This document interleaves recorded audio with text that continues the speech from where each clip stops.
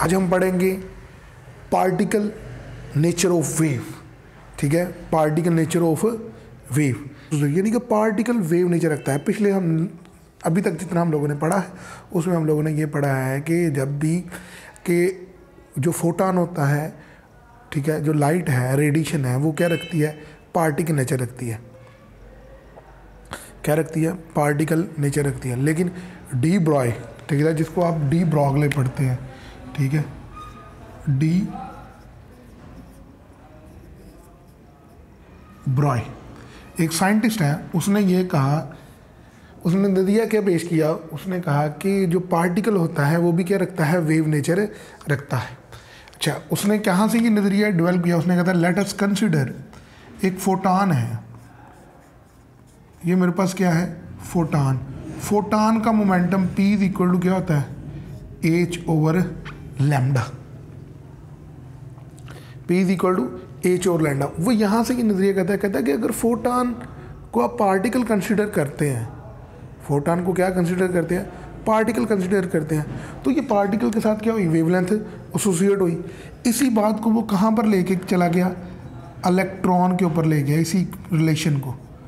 उसने कहा इलेक्ट्रॉन की बात करें तो ये मेरे पास क्या आ जाएगा, lambda is equal to h/p, और p इज इक्वल टू क्या होता है, mv, और lambda is equal to h/mv।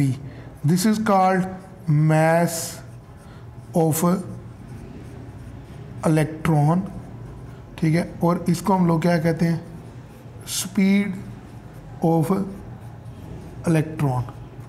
यहाँ से उसने एक थ्योरी डेवलप की कि जब भी कोई भी पार्टिकल क्या करेगा, मूव करेगा, मूविंग पार्टिकल होगा, तो उसके साथ ये जो वेवलेंथ है लैम्डा, वो क्या करेगी, एसोसिएट होगी। यानी कि जो भी पार्टिकल है उसके साथ वो पार्टिकल अपने साथ क्या कर रहा है, वेव एसोसिएट करेगा। लेकिन यहाँ पर उसने बहुत सारे रिजल्ट निकाले, ठीक है, कि क्या मैस, बड़ा मैस हम लें या छोटा मैस लें तो इससे क्या फ़र्क पड़ेगा। लेकिन अभी तक हम लोगों ने, जो मैं आपको समझाने की काबिल हुआ हूँ, वो यही चीज़ समझाने के काबिल हुआ हूँ कि जब भी हम लोग क्या करते हैं, कोई भी पार्टिकल है, मूविंग पार्टिकल, उसके साथ क्या होती है, वेव एसोसिएटेड होती है। ये डी ब्रॉगले ने कहा, ठीक है, और ये चीज़ जो है वो इस चीज़ के ऊपर बेस कर रही है, इस चीज़ का नज़रिया दे रही है। यानी कि आने वाले दिनों में ये हमें एक थ्योरी डेवलप करके बताएगी, ठीक है, बेस बन रही है, हाइपोथेसिस बन रहा है, ठीक है, कि जो है पार्टिकल जो होता है वो क्या रखता है, वेव नेचर रखता है। अच्छा देखिए ज़रा, अब हमारे पास क्या है, लेट अस कंसीडर एक मेरे पास बॉल है, उसका मैस कितना है, m, ठीक है, वो 20 ग्राम्स है। कितना है, 20 ग्राम्स। वो स्पीड से मूव कर रहा है 330 मीटर पर सेकंड, उसकी क्या है, स्पीड। कहता है अब इसके साथ भी क्या होगी, वेवलेंथ एसोसिएट होगी। कहता है कैलकुलेट करें इस मूविंग पार्टिकल के साथ जो वेवलेंथ एसोसिएट है, h/mv। h क्या है, 6.63 × 10⁻⁻34, और मैस कितना है, ठीक है, मैस 20 ग्राम। 20 ग्राम कितने इक्वल होता है, 20 × 10⁻³ ये kg आ जाएगा। तो ये मेरे पास क्या आ जाएगा, 20 × 10⁻³ क्या आ जाएगा, -3 kg इंटू स्पीड कितनी है, 330 मीटर पर सेकेंड। और इसका आंसर क्या आएगा, ये जो लैम्डा आएगा 1 × 10⁻34 मीटर। यानी कि जो मूविंग बॉल है, मूविंग बॉल जो है वो एक मैसिव ऑब्जेक्ट है, उसके साथ जो वेवलेंथ एसोसिएट है वो 1 × 10⁻34 मीटर की है, जिसको हम कोई भी इंस्ट्रूमेंट जो है वो ये नॉट मेजरेबल है, not measurable from any instrument. ये किसी भी इंस्ट्रूमेंट से हम लोग मेजर नहीं कर सकते, क्योंकि ये बहुत ही क्या है, छोटी वैल्यू। कहते हैं अगर मैं इसी चीज़ को कहाँ पर लेके जाता हूँ, इलेक्ट्रॉन। लेट्स अस कंसीडर एक इलेक्ट्रॉन है नेगेटिव, वो मूव कर रहा है, उसकी वेलोसिटी कितनी है, 1 × 10⁻⁴ क्या है, 6 मीटर पर सेकेंड है। कहते हैं 1 × 10⁻⁴ क्या है 6 मीटर पर सेकंड से क्या करा मूव, तो उसके साथ जो वेवलेंथ होगी वो क्या होगी, lambda is equal to h/mv, formula वही लगाएंगे। h कितना है 6.63 × 10⁻⁻34 और मैस कितना है आपके पास 9.11 × 10⁻⁻31 और स्पीड कितनी है आपके पास 1 × 10⁻⁻ क्या है -6 आ जाएगी। ठीक है, यहाँ से हम लोग जो रिज़ल्ट निकालेंगे वो रिज़ल्ट जो है वो राउंड बोर्ड 10⁻⁻ क्या आ जाएगा -12 मीटर के राउंड बोर्ड आ जाएगा। जो भी रिज़ल्ट आएगा कैलकुलेट कर लीजिएगा कितना आएगा 10⁻⁻ -12 मीटर की। अच्छा, ये जो आपके पास ऑर्डर मिला है ये किसका है, ये एक्स रेज का है। ठीक है, इसका मतलब क्या हुआ कि अगर हम मैक्रो पे बात करें तो वेवलेंथ इतनी ज़्यादा डोमिनेट नहीं होती, लेकिन जितना जितना छोटे छोटे ऑब्जेक्ट के ऊपर आते जाएंगे उतनी उसके ऊपर वेवलेंथ जो होगी डोमिनेट होती जाएगी, मेजरेबल होगी। और ये जो इलेक्ट्रॉन है उसके साथ जो वेव एसोसिएट होगी वो कौन सी होगी, जो इलेक्ट्रॉन है उसके साथ जो वेव एसोसिएट होगी वो एक्स रेज के क्या होगी, ऑर्डर के अंदर होगी। तो अभी तक मैंने जो आप लोगों को एक्सप्लेन कर पाया हूँ वो यही चीज़ एक्सप्लेन कर पाया हूँ। ठीक है, कि मूविंग ऑब्जेक्ट के साथ क्या होती है, वेवलेंथ एसोसिएट होती है। किसने कहा था, डी ब्रॉय ने। और डी ब्रॉय ने एक और थ्योरी भी पेश की थी, उसने कहा था कि लाइट जो है, light is the purest form of matter. ठीक है, एक दफ़ा दोबारा रिवाइज करवा लेता हूँ। शुरू में हम लोग क्या पढ़ रहे थे, ठीक है, दोबारा रिवाइज करवा। शुरू में हमने क्या पढ़ा कि जो है हमारे पास जो हम फोटो इलेक्ट्रिक इफेक्ट पढ़ा, इसमें ये चीज़ पढ़ी कि लाइट जो है पार्टिकल नेचर रखती है। ठीक है, लाइट जो है वो क्या रखती है, पार्टिकल नेचर। ठीक है, लाइट वेव होती है और वेव क्या है, लाइट इज़ अ वेव। और हमने वेव को क्या किया था, पार्टिकल क्या किया था, साबित किया था। लेकिन डी ब्रॉगली ने ये कहा, उसने कहा ये ऐसा नहीं होता भाईजान, उसने कहा ऐसा भी होता है कि जो पार्टिकल है वो भी वेव नेचर रखता है। तो यहाँ से फिर डी ब्रॉगली ने बेस बनी किस चीज़ की, वेव पार्टिकल डुअलिटी। ठीक है, यानी कि पार्टिकल वेव नेचर भी रखता है। ठीक है, पार्टिकल वेव नेचर और वेव क्या है, पार्टिकल नेचर भी रखती है। इसको हम लोग क्या कहते हैं, wave particle duality. Light is the purest form of matter. अच्छा, लास्ट टाइम एक MCQ जो था ना, वो एक शॉर्ट क्वेश्चन था। ठीक है, कि पेयर प्रोडक्शन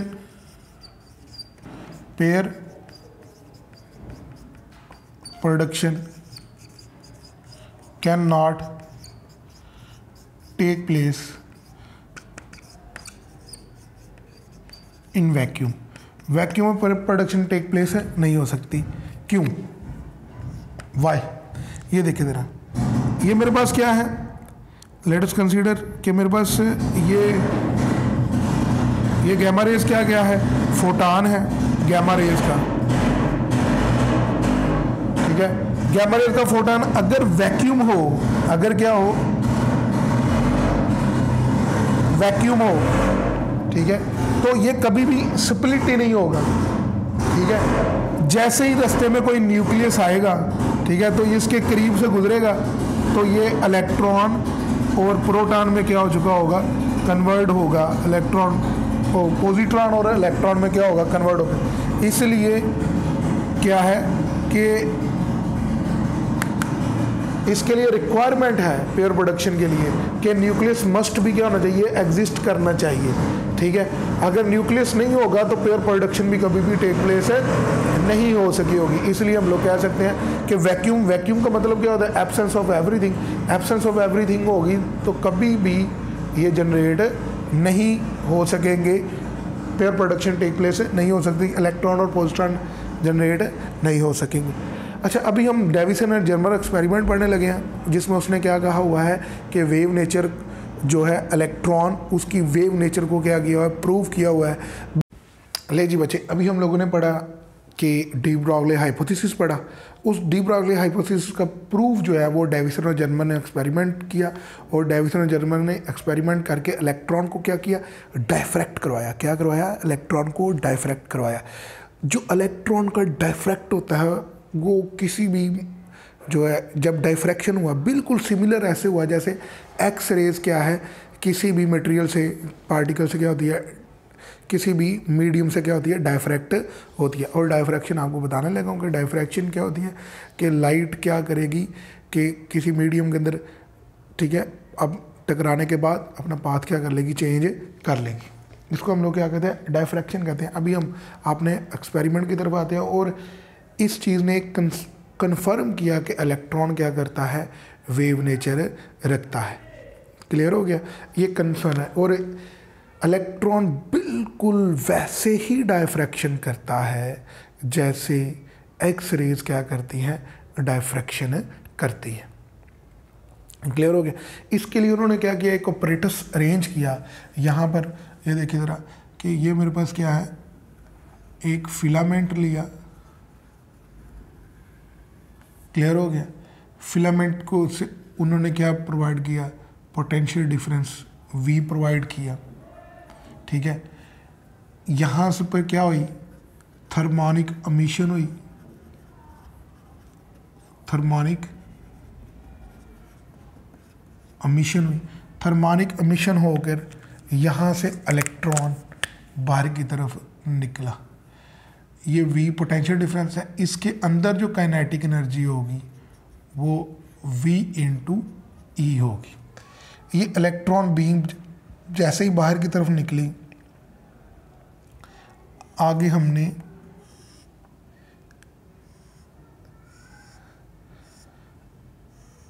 निकल का क्रिस्टल रखा।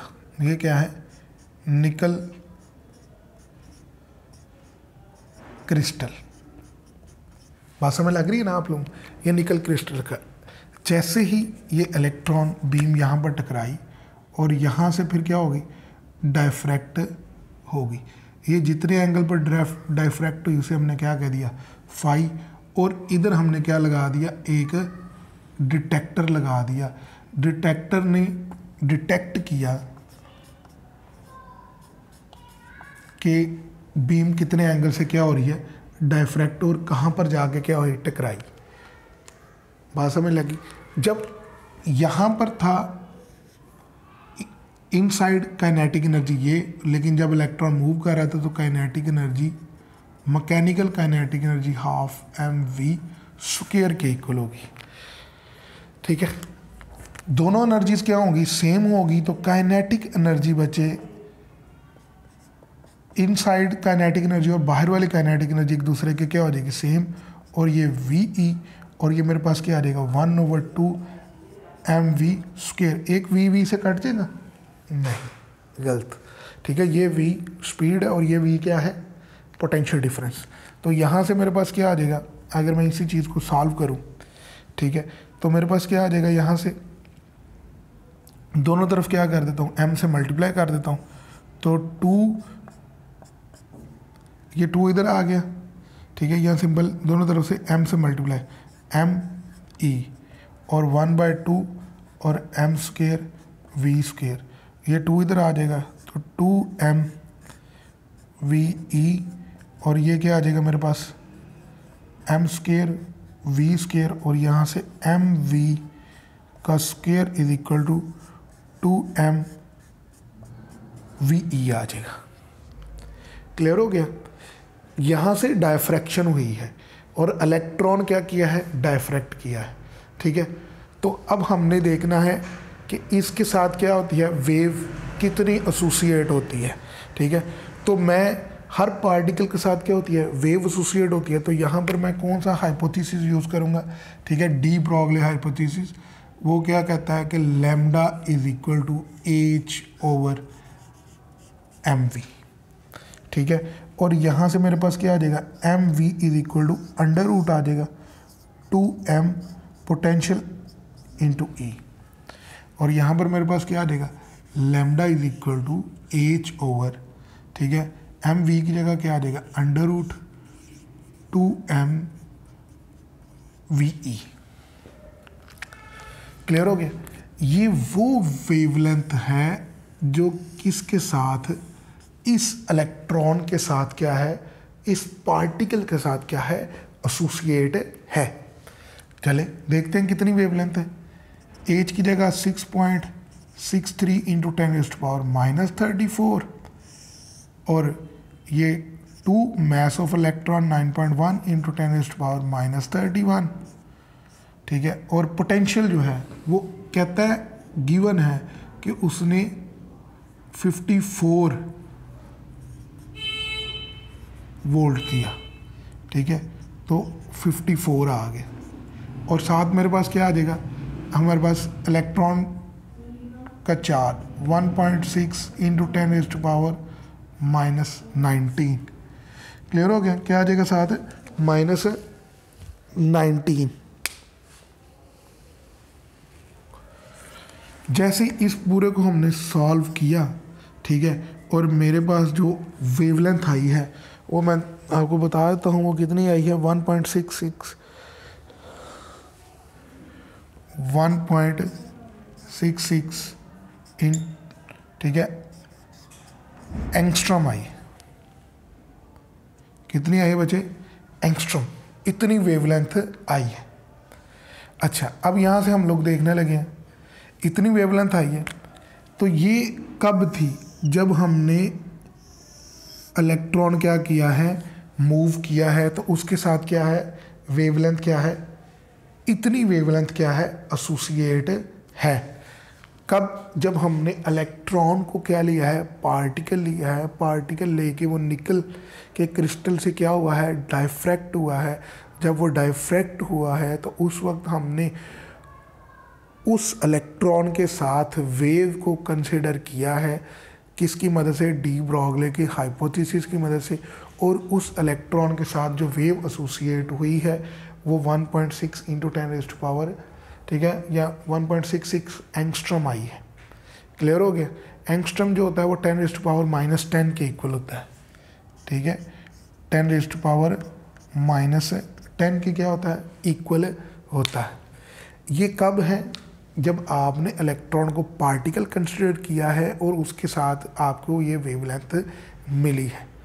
कि बच्चे आपके पास ये जो चीज़ आई है ये एक्सपेरिमेंटल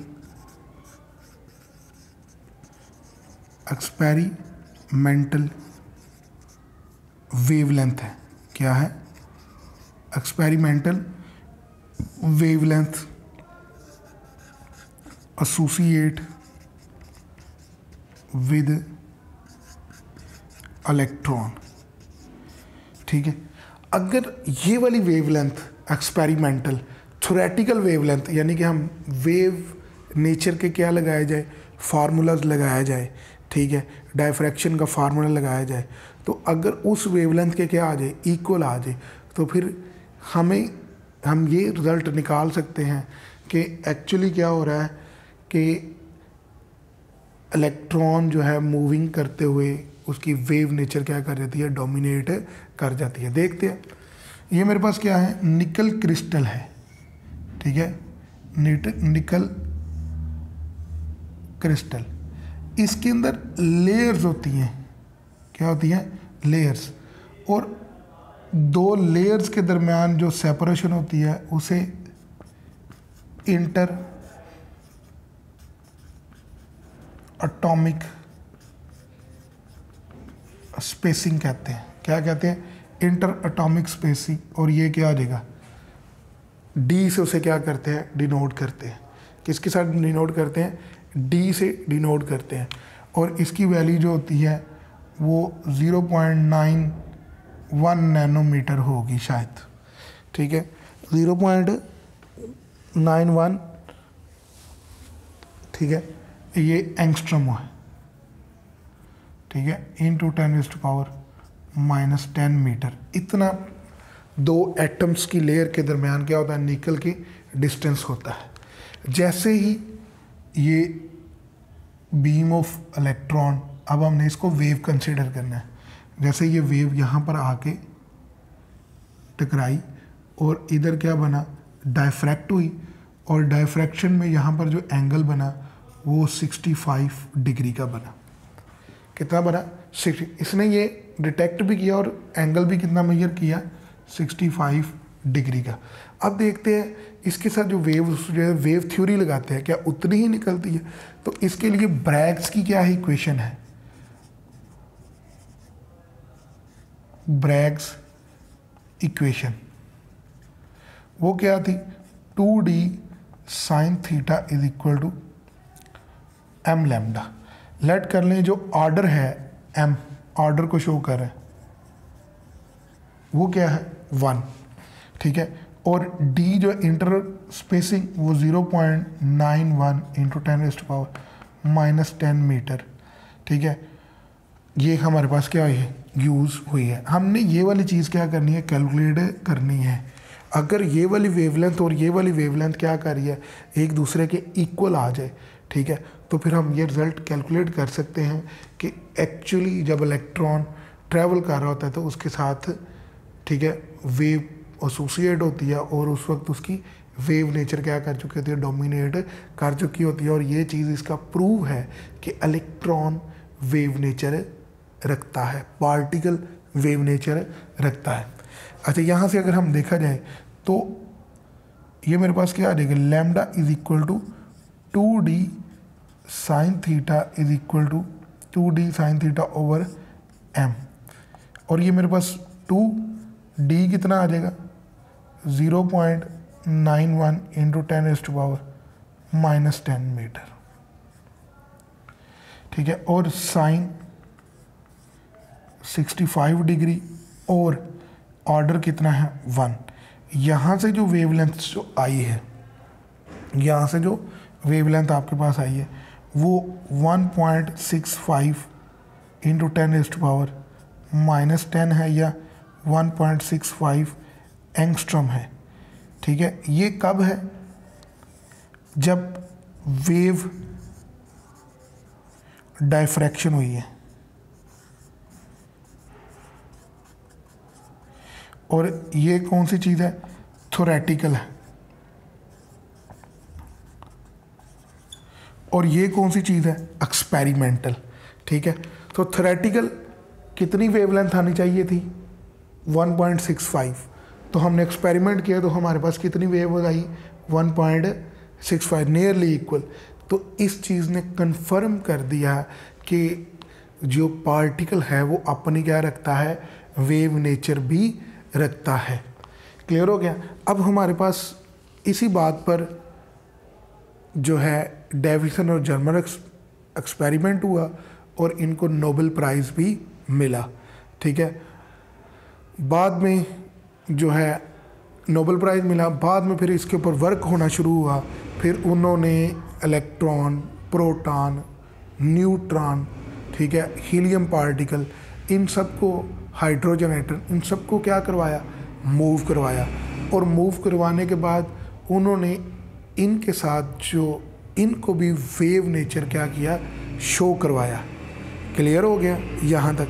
तो आज का हमारा जो रिज़ल्ट है वो सिर्फ यही चीज़ बेस कर रहा है कि इलेक्ट्रॉन क्या करता है? पार्टिकल नेचर तो रखता ही रखता है, लेकिन जब वो मूव करता है तो उसके साथ एक वेव भी क्या होती है? एसोसिएट होती है। डी ब्रॉगले ने कहा और डेविसन और जर्मन ने क्या किया? इस चीज़ को प्रूव किया, ठीक है। वो एक्सपेरिमेंट यहाँ पर है, एक्सपेरिमेंटल वेवलेंथ कैलकुलेट की और फिर उन्होंने ब्रैग्स इक्वेशन को यूज़ करके इलेक्ट्रॉन के साथ थ्योरेटिकल वेवलेंथ यूज़ की। दोनों का रिजल्ट क्या आया? एक दूसरे के क्या आया? इक्वल आया। दोनों का रिजल्ट एक दूसरे के इक्वल आना इस बात का सबूत है कि इलेक्ट्रॉन के साथ क्या होती है? वेव एसोसिएट होती है। और वो अलग बात है कि उस वेव का ऑर्डर एक्स रेज के ऑर्डर के बिल्कुल क्या होता है? करीब करीब होता है। यहाँ तक क्लियर हो गया, ठीक है। आज हमने पढ़ा साथ कि ये ज़रूरी नहीं कि इलेक्ट्रॉन वेव नेचर रखता है, ठीक है। प्रोटॉन, न्यूट्रॉन, ठीक है, हाइड्रोजन, ठीक है, एटम, ये सारे के सारे क्या हैं? जब मूव करते हैं तो इनकी कौन सी नेचर डोमिनेट हो जाती है? Wave nature. ये चीज़ें भी वेव नेचर रखते हैं। इसी फिनोमेना को हम लोग क्या कहते हैं? वेव पार्टिकल डुअलिटी कहते हैं। तो स्टूडेंट्स, हमने ये चीज़ पढ़ी, आपने इसके साथ क्या चीज़ करके लानी है, न्यूमेरिकल्स साथ करके लाने हैं। अभी मैं थोड़े से इसके एमसीक्यूज़ क्या करने लगा हूँ, करवाने लगा हूँ। ठीक है, तो देखते हैं एमसीक्यूज़ के ऊपर। ले जी बच्चे, बहुत इंपॉर्टेंट एमसीक्यूज़ है। पहला एमसीक्यूज़ देखें, आपके पास क्या है। नंबर 1, ठीक है, कि इलेक्ट्रॉन है, प्रोटॉन है, इलेक्ट्रॉन, प्रोटॉन और अल्फा पार्टिकल है। ठीक है, 3 पार्टिकल है, इलेक्ट्रॉन, प्रोटॉन, अल्फा पार्टिकल। ठीक है, और क्लियर हो गया। कहता है कि इन सब में अगर इनकी हैव सेम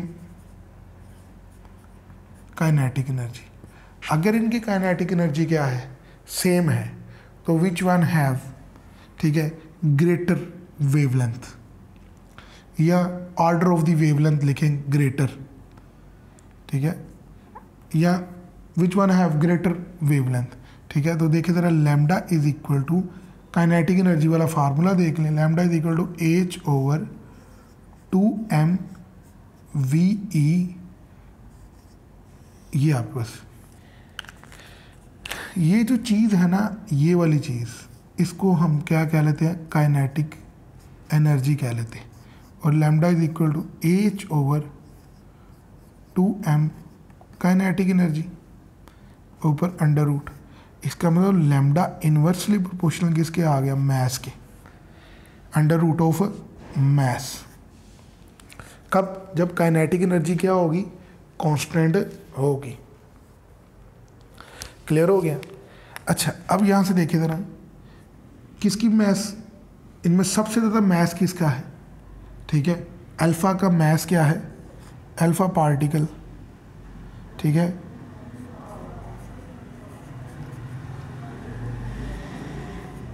ठीक है, अल्फ़ा पार्टिकल मैस ग्रेटर है, अल्फ़ा पार्टिकल का मैस क्या है, ग्रेटर। तो इसके साथ जो वेवलेंथ होगी वो क्या होगी, स्मॉलर होगी। ठीक है, और सबसे कम जो मैस है वो किसका है, इलेक्ट्रॉन का। तो इलेक्ट्रॉन की वेवलेंथ जो होगी वो क्या होगी,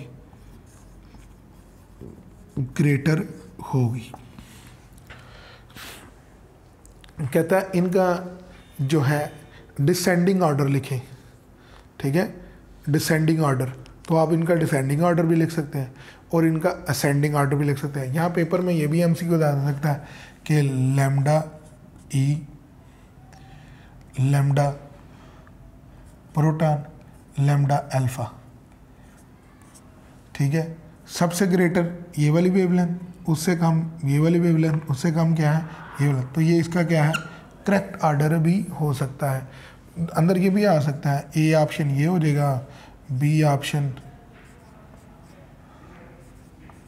ठीक है, ये बी ऑप्शन हो जाएगा, और फिर मैंने कहा कि सी ऑप्शन, डी इस तरह मान जाएगा। लेकिन आपको ऑर्डर का क्या होना चाहिए, पता होना चाहिए। लेकिन ये फार्मूला वैलिड कब है, ये फार्मूला वैलिड कब है, जब हम क्या कर सकते हैं, जब हम क्या कर सकते हैं, जब काइनेटिक एनर्जी क्या होगी, कांस्टेंट होगी। अगर काइनेटिक एनर्जी कांस्टेंट नहीं, if kinetic energy does not constant, ठीक है, तो फिर हम लोग इसके साथ जो चीज़ अटैच करेंगे, ठीक है, तो फिर a lambda is equal to H/mv आ जाएगा। H is equal, lambda is equal to H/mv। Clear हो गया लैम्डा से। ये वाला फार्मूला हम साथ कनेक्ट करेंगे। फिर वो कहता है, पेपर में शॉर्ट क्वेश्चन आता है, वाई डू वी नॉट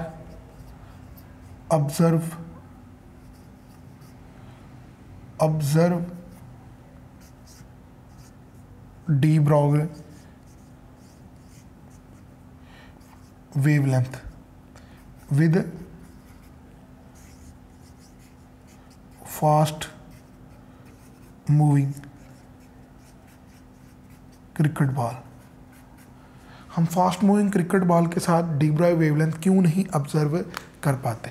तो आपके पास क्या है, lambda is equal to h over m v. ये मैस क्या होता है, बहुत ही क्या होता है, ग्रेटर होता है, जिससे ये वेवलेंथ क्या हो जाती है, बहुत ही शॉर्टर होती है। ठीक है, इतनी शॉर्टर होती है उसका ऑर्डर 10⁻⁻34। ठीक है, और इसके लिए नो इंस्ट्रूमेंट कैन मेजर। कोई भी इंस्ट्रूमेंट आज तक नहीं बना जो इसको क्या कर सके, मेजर कर सके। आई होप सो दैट आप लोगों को मेरा लेक्चर पसंद आया होगा। अगर मेरा लेक्चर पसंद आया तो काइंडली लाइक करें, शेयर करें, सब्सक्राइब करें। ओके जी, अल्लाह हाफिज़। कल मिलेंगे अगले लेक्चर के साथ।